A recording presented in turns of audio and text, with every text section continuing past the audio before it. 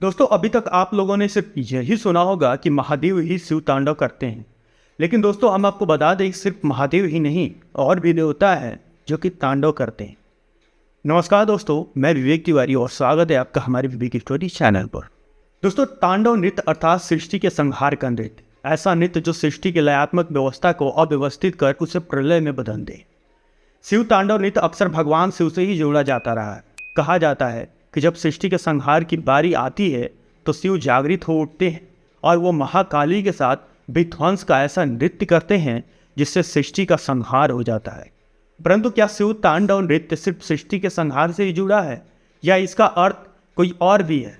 दोस्तों सबसे पहले हम यह जानते हैं कि तांडव का अर्थ क्या है। दोस्तों तांडव शब्द तंदुल शब्द से बना है जिसका अर्थ है उछलना। संपूर्ण ऊर्जा के साथ शरीर को उछालने की क्रिया को तांडव कहते हैं। इस नृत्य में वीर और विभत्स रस का प्रयोग किया जाता है। आमतौर पर सृष्टि में दो प्रकार की स्थिति होती है, लयात्मक स्थिति और प्रलयात्मक स्थिति। दोस्तों हमारी सृष्टि प्रकृति और पुरुष से मिलकर बनी है। पुरुष को कई ईश्वरीय सत्ताओं से जोड़ा जाता रहा है। वैष्णव मतों के अनुसार भगवान विष्णु ही सृष्टि के आदि रचयिता, पालन करता और संहार करता है। वही परम पुरुष है। उनकी आवादिनी और क्रियात्मक शक्ति माता लक्ष्मी ही माया स्वरूप प्रकृति है। विष्णु अपनी प्रकृति की सहायता संसार की सृष्टि और प्रलय करते। शैव मतों के अनुसार भगवान सदाशिव ही परम पुरुष हैं और माता पार्वती उनके प्रकृति हैं, जिनके साथ मिलकर भगवान शिव सृष्टि की रचना, पालन और संहार करते हैं। दोस्तों अब समझते हैं कि परम पुरुष का तांडव और प्रकृति का लास्य क्या है। दोस्तों नृत्य शास्त्र के अनुसार सृष्टि दो प्रकार के नृत्यों से संचालित होती है। जब प्रकृति अपने लय में होती है तो माता पार्वती के पास सृष्टि के संचालन का दायित्व होता है। लय में जब माँ पार्वती या प्रकृति होती है तो ये लास्य नृत्य होता है।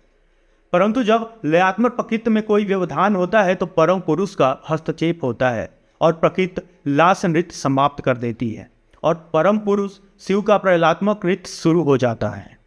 दोस्तों शास्त्रों में भगवान शिव कई बार शिव तांडव करते देखे गए हैं। जब कभी भी विनाश का कार्य शुरू करते हैं उसके बाद वो शिव तांडव नृत्य अवश्य करते हैं। दरअसल अगर सृजन एक लीला कार्य है तो प्रलय भी भगवान की एक लीला ही है, और जब लीला अर्थात खेल है यह सारा कार्य तो इसमें संगीत और नृत्य भी होगा। शिव तांडव क्रोध को नियंत्रित नहीं कर पाते हैं और उनका पूरा शरीर अतिरिक्त ऊर्जा से उछलने लगता है। ऊर्जा का यही रूपांतरण तांडव कहलाता है। दोस्तों शास्त्रों के मुताबिक शिव हमेशा प्रलय के बाद शिव तांडव करते हैं, लेकिन इसके अलावा भी कई बार वो क्रोध भर कर नृत्य करते हैं। पौराणिक मान्यताओं के अनुसार जब उनकी पहली पत्नी सती ने अपने पिता दक्ष के यज्ञ में आत्मदाह कर लिया था तब भगवान शिव ने अपनी पत्नी माता सती का शव अपने कंधे पर रखकर सृष्टि का विनाश करने के लिए शिव तांडव नृत्य शुरू कर दिया था। इस नृत्य को खत्म कराने के लिए और भगवान शिव का माता सती के पार्थिव शरीर के प्रति मोह भंग कराने के लिए भगवान विष्णु ने अपने चक्र से माता सती के शरीर के 51 टुकड़े किए थे। जहाँ जहाँ माता सती के अंग गिरे वहाँ आज भी शक्ति पीठे हैं। दोस्तों एक बार भगवान शिव ने अंधकासुर को मारने के बाद भी शिव तांडव नृत्य किया था, जिसके बाद उनके मृत्यु को देखते हुए उनका नाम नटराज पड़ा। दोस्तों शिव तांडव एक नृत्य शैली है जो प्रधान रूप से भगवान शिव के द्वारा किया जाता रहा है, लेकिन दुष्टों के विनाश कार्य के बाद अपनी क्रोध रूपी ऊर्जा को नियंत्रित करने के लिए कई ईश्वरीय सत्ताओं ने नृत्य किया है। आदि गुरु शंकराचार्य जी ने माँ दुर्गा श्री दुर्गा तांडव स्रोत की रचना की है। कहा जाता है कि भगवान श्री राम ने भी रावण का वध करने के पश्चात तांडव नृत्य किया था। इस स्रोत की रचना भी एक महान रचनाकार भगवतानंद जी ने की है। इसके अलावा भगवान गणेश, भगवान भैरव आदि के द्वारा भी तांडव नृत्य करने का प्रमाण है।